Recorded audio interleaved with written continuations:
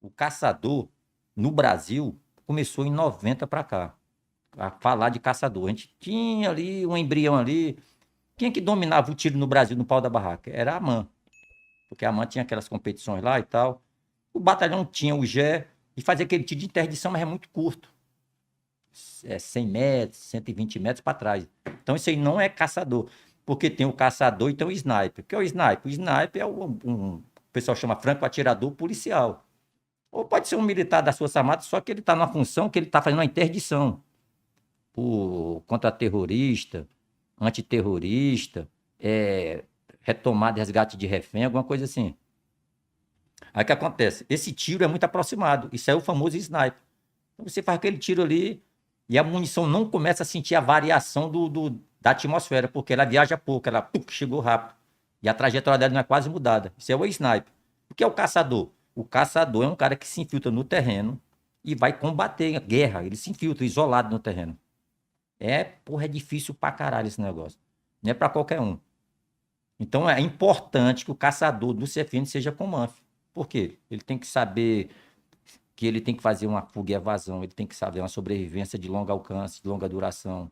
Ele tem que fazer uma infiltração além do horizonte, em profundidade, que ele tem que saber navegar muito, tem que saber contra-rastreamento, ele tem que fazer despistamento. Ele tem que suportar a fadiga e a falta de contato e de suprimento. Ele tem que buscar. Então, o batalhão, o comando, você se prepara para isso tudo. E aí, para ele cumprir a missão Para de ele cumprir a caçador, missão. ele tem que E o caçador tem que se filtrar. E um dos meios de infiltração é por submarino, é por DPN, saltando armado equipado. Então, o caçador nosso, então tem, por exemplo, o caçador do FE e do toneleiro é nesse padrão aí. O da FAB também, com certeza. Eu não acompanho direito como é que está o nível da FAB, mas o do toneleiro e do FE, dos comandos da brigada aqui de Goiânia, é nesse padrão, cara. Entendeu? E como é que começou o curso lá no batalhão? Tinha o GE, o núcleo disso aí tudo é o GE, a antiga segunda companhia, que agora é ações de comando. A gente tinha um fuzil que era o Pac-Reio, fuzil muito bom. Ele consegue fazer esse tipo de tarefa, só que a gente não tinha luneta. E a gente não tinha a ciência completa do caçador. No Brasil não tinha. O primeiro cara que fez o curso no Brasil, se eu não estiver enganado, foi um capitão chamado Ferreira. Olha só essa história aqui. Essa história é de 2005. A gente já estava tentando fazer o caçador. Então, a gente tinha os estágios. Ele começou o estágio em 2003. Fomos para Marambaia. Eu me lembro que eu dei uma parte da instrução. O pessoal que era do GE, que fazia aquele estilo de interdição, deram outra parte. Ninguém estava perdido. Só que a gente não conseguia dominar toda a ciência desse tipo de guerra, que é uma guerra, isolada. O caçador é um cara que trabalha isolado no terreno. E o caçador do Brasil, ele tem que passar pela montanha, pela selva, pelo Pantanal, pela Caatinga. Então, é foda. É complicado. E o Brasil, a linha do Equador corta o nosso território. Então, até a linha do Equador, a munição se comporta de um jeito, passou para lá, se comporta de outro. Porque tem o giro da terra aí. São os efeitos do tiro, né? Aí, o que acontece, cara? Em 2005, em 2002, eu acho, esse capitão foi para os Estados Unidos. Isso é no Discovery, o curso dele. Capitão Ferreira. Depois alguém, não sei nem se ainda está no YouTube esse curso dele. E ele veio, aí ele voltou. Acho que veio até o primeiro colocado lá. Capitão de artilharia. E eu tinha um amigo muito camarada meu, não é? O Bodão já era o meu camarada pra caramba, o pessoal do FE ali, que eu fiz um contato muito grande, o Carcará aqui, com o FE e a Marinha, e os fuzileiros. E tinha um camarada meu lá chamado Dr. Zic, coronel, tava comandando lá na cabeça do cachorro, lá um batalhão lá, um destacamento lá. Destacamento Rio Negro, eu acho que ele tava comandando. Guerra na Selva, ele me conheceu quando eu era instrutor do comando. Ele foi meu instrutor quando eu era aluno, e quando eu voltei como instrutor do comando, ele tava lá, cara, eu quero falar contigo. Ele ficou meu amigo pra caramba, e o pessoal lá do SIGS, né? E ele já tinha um núcleo de caçadores no SIGS. Só que eles também travou ali, cara, tá faltando conhecimento. E quem tem o domínio dessa porra é o americano, não sei quem mais lá, o inglês, e ele não passa assim, cara. Aí esse brasileiro foi lá, o Ferreira. O Ferreira voltou. O Ferreira é muito amigo do Dr. Zic, e o Dr. Zic muito meu amigo. Dentro do batalhão, o oficial que estava correndo atrás disso aí era um capitão de Marinha agora, na época, capitão chamado Capucci. Era ele, um grupo de oficiais, era ele, o meu 05 do Comanf, que é o comandante Vilas Boas, capitão de Marinha também. Outro cara chamado, outro capitão de Marinha agora, na época também, capitão chamado André Freitas. Ou seja, tinha um grupo de oficiais ali. E o comandante do batalhão era um capitão de fragata na época, chamado Velame. O Velame, ele era da equipe de tiro da escola naval, tal. Ele tem um fuzil dele, ele sempre gostou do tiro, né? E ele, porra, eu quero que o caçador saia aqui nesse quartel aqui, pô. Forçou a barra, e ele vibrava ali. Ele viu a nossa tentativa de fazer. A gente foi até onde deu.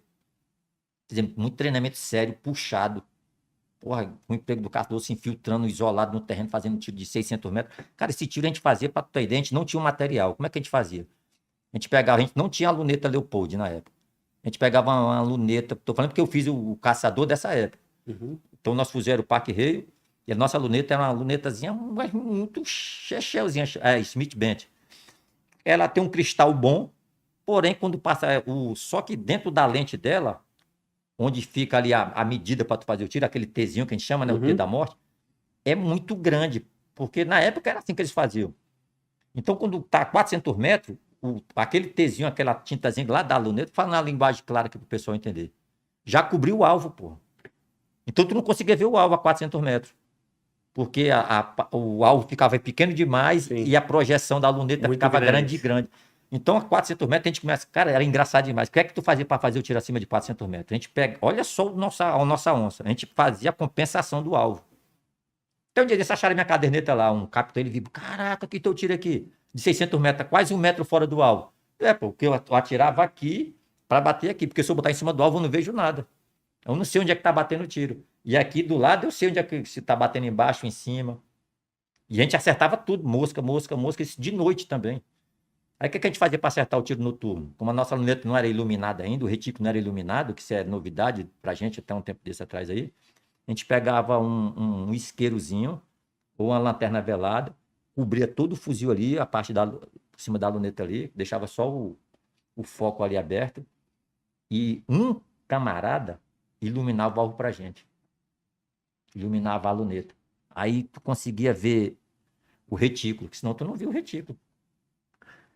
Cara, isso de madrugada, chovendo, na placa. O cara, pai, esse cara não acertou, isso é chute, esse cara tá com um demônio no corpo. E com essa adaptação, né? Não, mas e funcionava, pô, só que demorava, tu tinha que ter cuidado, aí tu tinha que ter todo o trabalho de conduta com iluminação, com luz, porque tu tinha que iluminar, pô. O retículo dentro não era iluminado, não existia bateria, porque a gente não tinha Leopold. Sim. Entendeu? Aí, vamos lá. Aí, esse comandante, falar o nome dele aqui, não fico chateado não, viu, excelência? Usar o nome do senhor aqui. Mas ele foi o responsável por esse upgrade dentro do batalhão. Comandante Velame na época. Agora é almirante, né?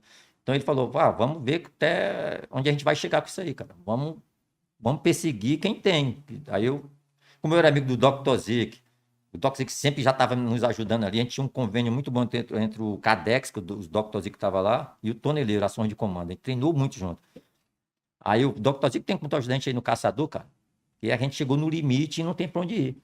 Aí dele, pô, cara, tu sabe quem é o Ferreira? Eu sei, aquele cara que falou, então, vou levar ele aí. Aí eu falei, a gente foi lá, falou, comandante, pode trazer ele aqui. Aí mudou tudo, cara. Olha só. Por isso que você tem que ser grato às pessoas. E o Exército e a Marinha sempre trabalham junto ali, os fuzileiros. Cara, o fuzileiro naval e o Exército, a gente é da mesma casa, só que como se fosse pai separado ali. Pô, tu é meu irmão, cara, não sabia não. Pô, meu pai pulou o muro aí, pô. É parecido com isso aí. Mas é a mesma linguagem, a mesma maneira de... Sempre fala, até a música nossa é parecida, os papos de fogueira, como se... Pô, esse cara é minha cópia, fica me copiando aí. Mas não é por causa devido do curso e o contato que é demais, então já homogeneizou as coisas ali. Aí, resumindo, cara, esse cara foi no batalhão, esse Ferreira, o Dr. Zico, como sempre, foi lá e apresentou pra gente algumas coisas do caçador que a gente não sabia. Que o americano, cara, a gente ficou assim, o nosso mundo, a nossa mente e a nossa visão pro caçador, fez assim, ó, tim!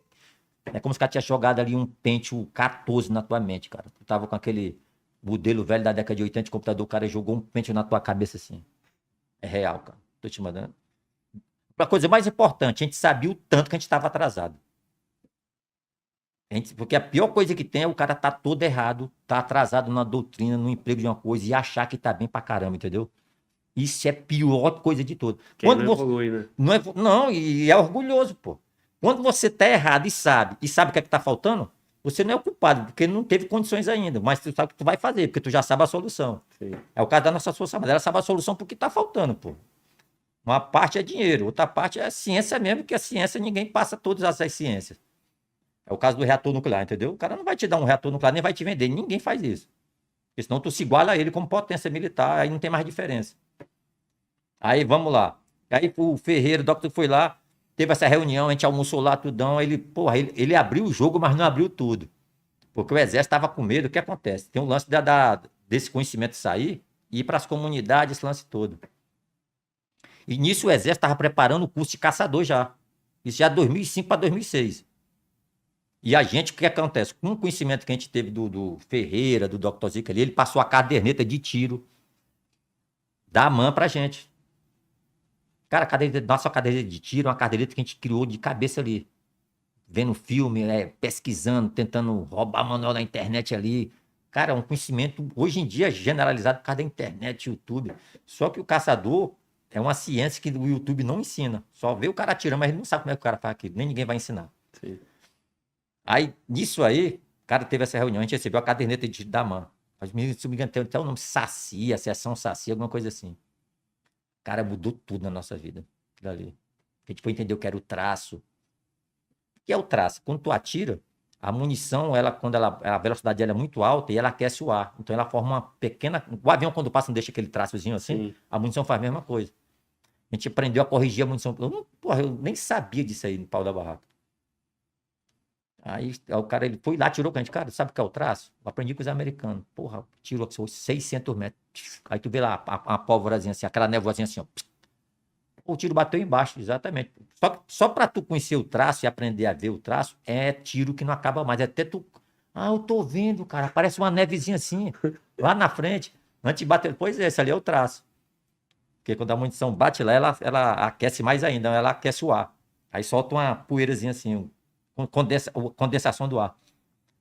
Isso aí foi uma das coisas que a gente aprendeu. Aí, pô, tem que comprar a luneta, senão vocês não vão evoluir. Aí chegou a luneta Leopold. Pô, tem que trocar o fuzil. Aí acho que foi em cascata, cara. Evoluiu ali a doutrina dos caçadores Aí, dentro cara, foi até dentro o... do Comanf, né? Porque tem que ser Comanf. É isso? Cara, No início aí que era. acontece? A gente fez um documento lá, ajudei a fazer lá. Pô, cara, é um curso que habilita o cara, é muito perigoso, o conhecimento do caçador.